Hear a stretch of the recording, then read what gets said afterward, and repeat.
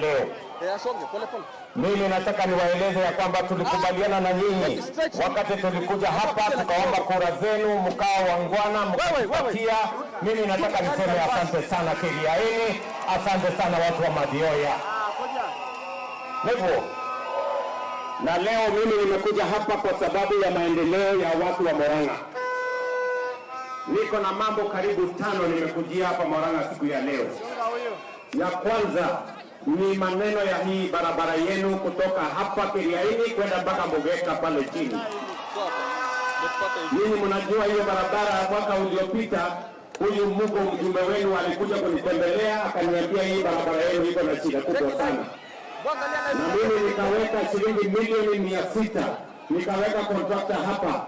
Hii barabara na furahi ya kwamba imetengenezwa, hata kama kule chini kidogo imetokea shida ya landslide. Nimemwambia wizara ambayo inasimamia hii wizara ya mambo ya barabara, na tuko na waziri mpya hapa anaitwa Davis, na tuko na PS wake anaitwa Mbogwa. Nimewaambia hiyo barabara mahali imekwama pale waweke shilingi milioni 100 wakwamue na watengeneze hiyo barabara itembee mpaka ifike Murang'a town. Tunaelewana jamani? Na hiyo kazi tumenyorosha sasa, na nilisema nitakuja na barabara mwenyewe ndio nione hii barabara kama ni kweli ama ni story napigishwa. Si ndio? Na nimeona kweli wamejaribu. Sasa imebaki tu pale chini mahali naona iko shida kidogo ya landslide, lakini hiyo pia nishawapatia amri, watafanya hiyo kazi waweze kusongesha hiyo barabara mbele. Mimi vile vile nataka niwaambie watu wa Murang'a, tuko na barabara karibu kilomita 150 ya Maumau ambazo zilikuwa zimekwama.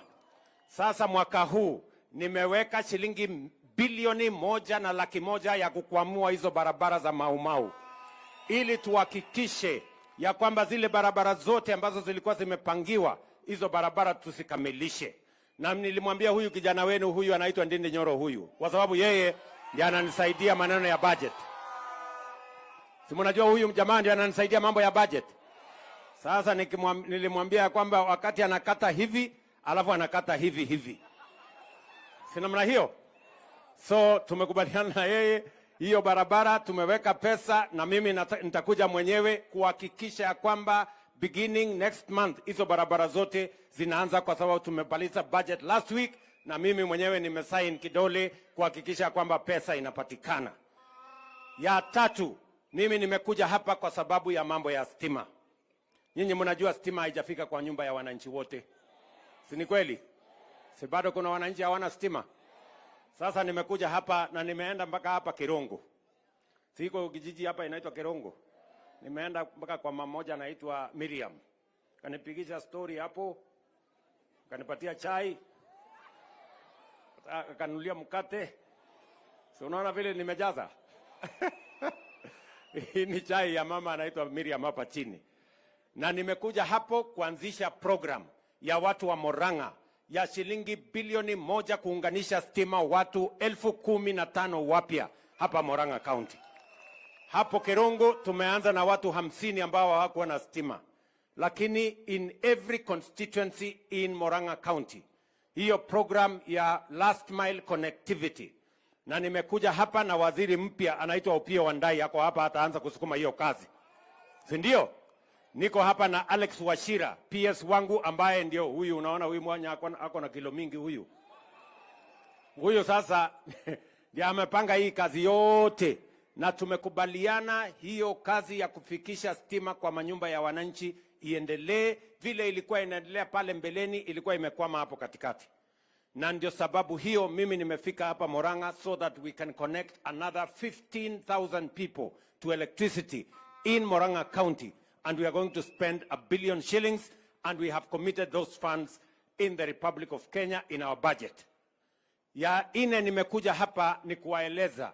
Hapa tulisimama tukasema mama mboga ni mtu wa maana. Ama tulisema namna gani? Si tulisema mama mboga ni mtu ya maana? Na wakati tunashughulika na Kenya lazima tushughulike na mama mboga. Sasa sikizeni maneno.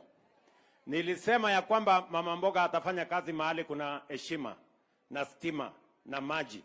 Hapa Murang'a tumewapatia shilingi bilioni 1.2 ya kujenga soko 20 mpya ya Murang'a County. Hata huyu Mugo aliniambia kuna mahali inaitwa Kekoe mahali fulani hapo. Si namna hiyo? Na nyinyi mtaniambia kama hapa kwenu Kiriaini kama mko na shida ya soko mtaniambia hapo kando. Iko shida ya soko? Iko chini? Niinue? Iko wapi hiyo soko yenu? Iko hapa chini? Sasa wewe Mugo usiniangushe bwana. Bwana. Sasa huyu Mugo nitamtuma na PS wangu wakuje hapo, na mama Alice yuko hapa. Wapi Alice? Huyu waziri wangu wa mambo ya lands, na yeye ndiye anasimamia masoko Kenya mzima. Sasa wewe Alice, umesikia watu wa Kiriaini vile wamesema? Na huyu mama mnaweza kumongelesha Kiingereza, mongelesha Kiswahili, hata ya nyumbani mnaweza kumongelesha huyu. Si ndio? Apange soko ya Kiriaini. Si umesikia Alice? Very good. Hiyo soko atapanga, na tumesema tunajenga soko 20 mpya hapa Murang'a County.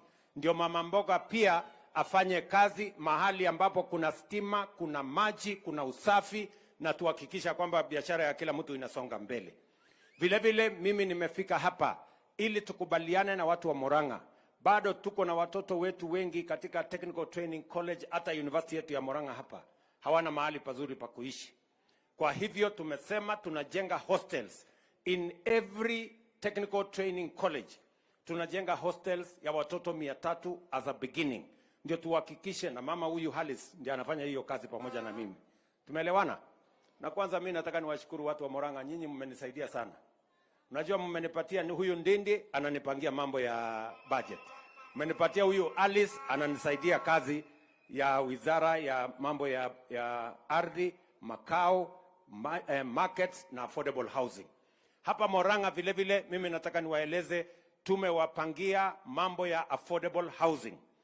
Nyumba 7,000 mpya tunajenga hapa Murang'a County. Na tunahitaji vijana zaidi ya 10,000 wa kufanya hiyo kazi. Vijana wa hapa Kiriaini mko tayari? Ama nyinyi ni wale wa kuchagua jembe? Sisi tulikubaliana wera ni wera. Ama tulikubaliana namna gani? Tunakubaliana wera ni wera. Sasa nyinyi mjipange. Na huyu Halis tumeanza manyumba ya kwanza pale Makenji. Tumeanza manyumba ingine pale Gatanga. Tuko na ardhi hapa Keharu. Tutakuwa na mahali hapa kwenu.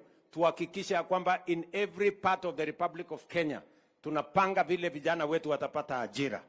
Nataka pia niwatangazie, tumekubaliana na huyu mjumbe wenu Bwana Mugo ya kwamba every ward tujenge ICT hub, kwa sababu tunataka kupanga kazi ya ajira ya hawa vijana wetu. Vijana muko? Vijana muko? Mbona sisikii sauti ya vijana wa hapa Kiriaini? Muko area? Sasa nataka munisikize kwa makini. Nyinyi vijana munisikize kwa makini. Ya kwanza tumesema affordable housing.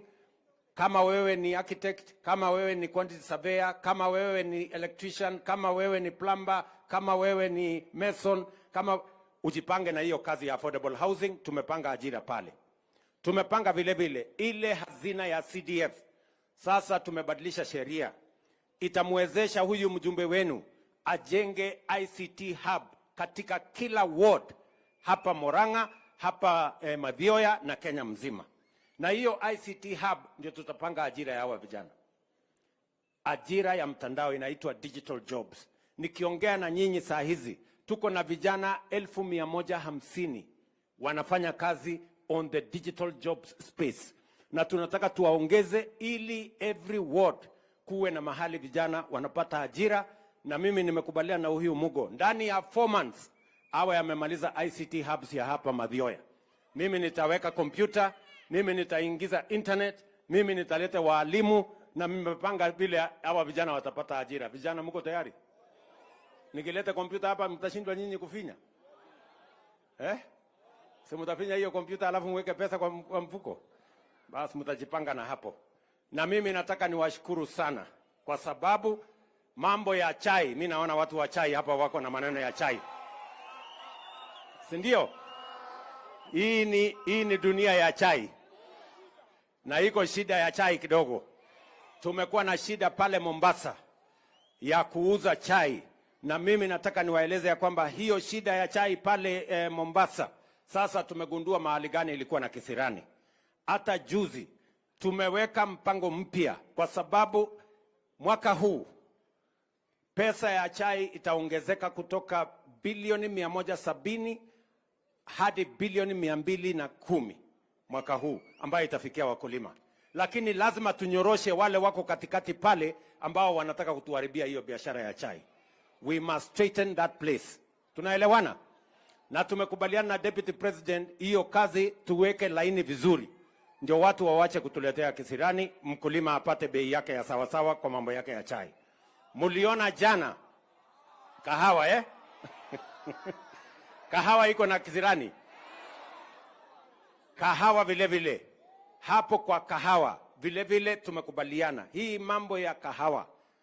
Tunataka kuhakikisha, unajua tulibadilisha kwanza, tukasema hata mkulima awe represented katika coffee auction. Pale ndio anajua kahawa yake imeuzwa shilingi ngapi.